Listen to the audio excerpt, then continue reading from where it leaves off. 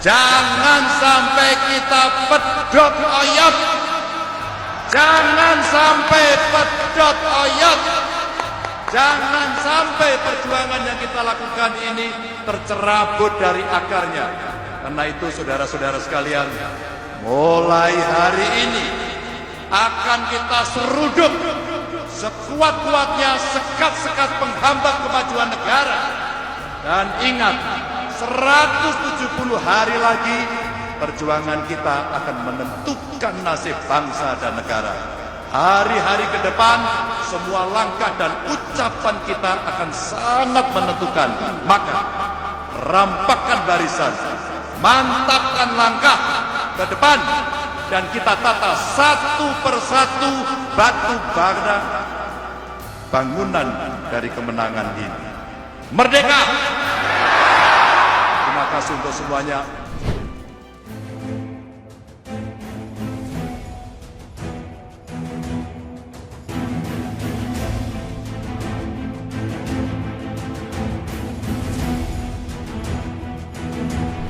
Halo sahabat Indonesia, kita bertemu kembali dalam Opini Rudi edisi akhir pekan. Hari ini, hari Sabtu, tanggal 26 Agustus 2023. Sahabat Indonesia, kemarin, tepatnya hari Jumat tanggal 25 Agustus 2023, di Semarang, di Stadion Jatidiri Semarang, ada event besar dari Partai PDI Perjuangan, yaitu konsolidasi kemenangan untuk Ganjar Pranowo. Dihadiri luar biasa banyak, 33.000 katanya. Ketua Umum Megawati Soekarno Putri hadir secara virtual, tapi yang hadir di lapangan ada Mbak Puan Maharani, ada Mas Utut Adianto, ada juga Pak Bambang Wuryanto, dan tentu saja bintangnya adalah Ganjar Pranowo, calon presiden dari Partai Demokrasi Indonesia Perjuangan. Nah, ada yang menarik dari pidato Mas Ganjar ini. Seperti yang tadi kita saksikan, potongan video tadi, bahwa dia sebentar lagi pasti akan gaspol. Karena apa? Tanggal 5 September itu adalah hari terakhir Ganjar Pranowo menjabat sebagai Gubernur Jawa Tengah. Setelah itu beliau akan fokus untuk konsolidasi di seluruh Indonesia. Selama ini memang agak repot mengatur jadwal Mas Ganjar. Saya beberapa kali mengalami kerepotan itu karena saya membuat beberapa kali acara, tapi Mas Ganjar ini kan hanya bisa hari Sabtu dan Minggu saja.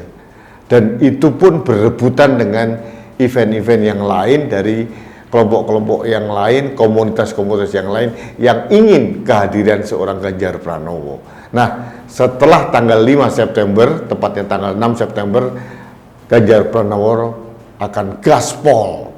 Nah, ini tercermin dari pidatonya Ganjar Pranowo. Dia mengatakan seruduk kuat apapun yang menghambat kemajuan Indonesia.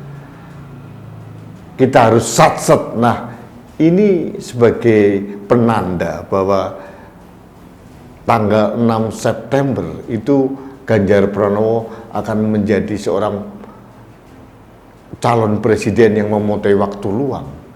Selama ini dibandingkan dengan dua capres yang lain, Anies Baswedan maupun Prabowo Subianto, Ganjar ini kan paling sedikit melakukan kunjungan, bertemu dengan kelompok-kelompok, komunitas-komunitas di seluruh Indonesia. Karena Ganjar sangat disiplin menjalani amanah sebagai Gubernur Jawa Tengah. Jadi dia tidak mau mengganggu waktu pelayanan dan pengabdiannya ke rakyat Jawa Tengah.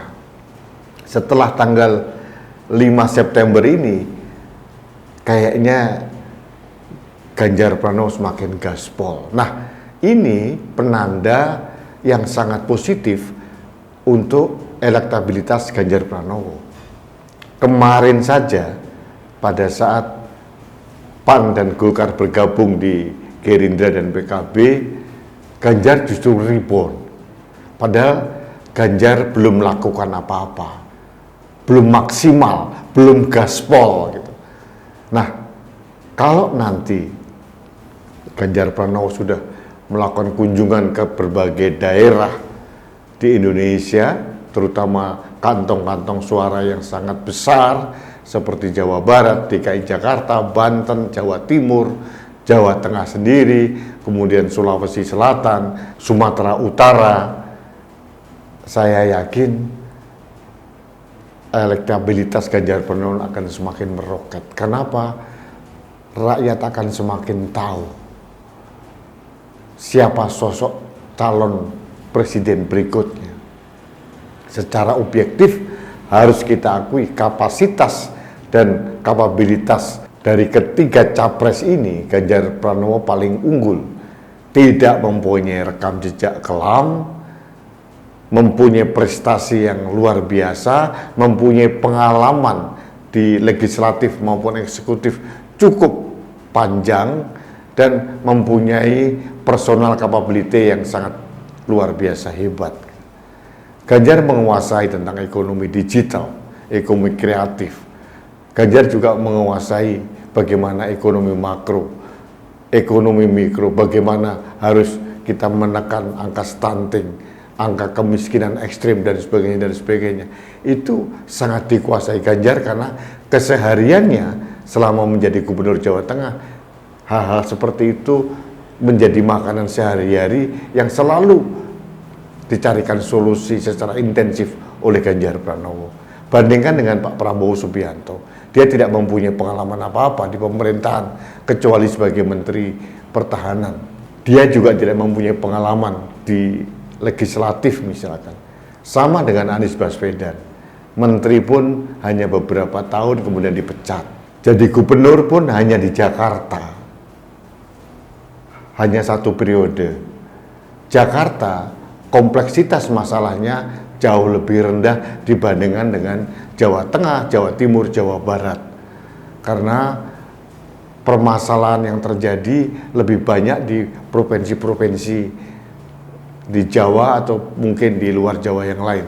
Kalau Jakarta, kota metropolitan, itu gampang sekali diatasi. Hanya ada 6 kepala daerah administratif dan itu ditunjuk oleh gubernur menjadi anak buah langsung gubernur, jadi gampang mengatasinya. Luasannya pun juga sedikit. Penduduknya pun juga tidak terlalu banyak dibandingkan Jawa Barat, Jawa Timur maupun Jawa Tengah. Artinya kompleksitas masalah di DKI Jakarta itu sangat rendah.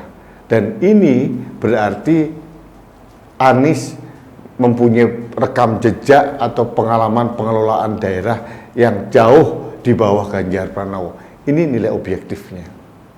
Nah, kalau sekarang Ganjar Pranowo sudah membulatkan tekad untuk gaspol, set katanya, ini saya mempunyai keyakinan elektabilitas Ganjar Pranowo tidak akan terbendung lagi.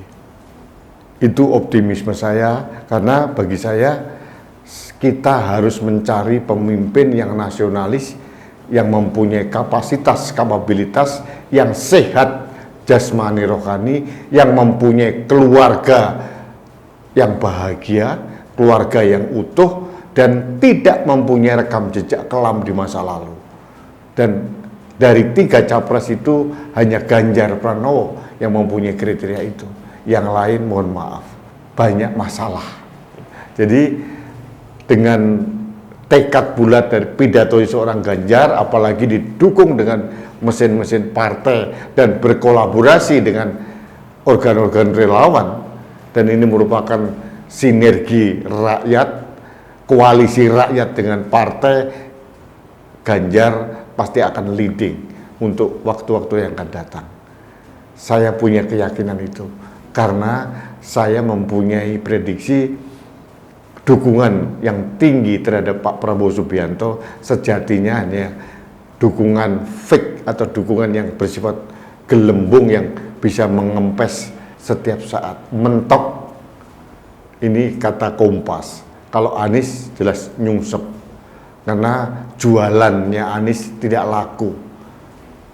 Rakyat Indonesia tidak mau lagi menjadi ajang uji coba dari pemimpin yang ingin mengoreksi semua konsep pembangunan yang sudah berjalan. Dan Ganjar Pranowo satu-satunya pemimpin nasional yang mempunyai rekam jejak, yang mampu melanjutkan kesinambungan pembangunan yang sudah dirintis oleh Presiden Jokowi. Jadi dengan tekad kuat dari Ganjar, saya kira Ganjar akan semakin leading, dan mudah-mudahan rakyat Indonesia semakin tahu siapa Ganjar yang sebenarnya pada saat Ganjar mempunyai luang waktu untuk berkunjung ke berbagai daerah di Indonesia. Saya kira itu yang ingin saya sampaikan pada kesempatan ini. Kita bertemu kembali dalam Opini Rudi selanjutnya. Salam satu Indonesia, salam Pancasila, salam Indonesia damai. Saya Rudi S. Kamri.